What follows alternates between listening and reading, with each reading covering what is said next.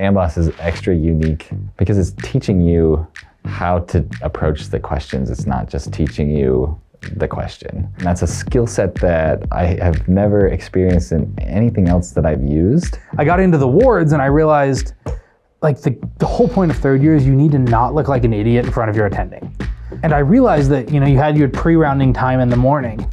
I could go to the Amboss library on my phone. Amboss was there the entire time. The fact that we could use it not only for step 1 prep, but step 2 was a game changer. There's many times as medical students where we go, oh man, I wish I had X, Y, or Z. And then once we discovered Amboss, we were like, oh, it's right here. No longer do I have to do a question and then go find a book. It really just streamlined the whole process. I expected Amboss to be kind of my second best resource. By the time I finished Amboss, I was done. I was successful. That was all I needed.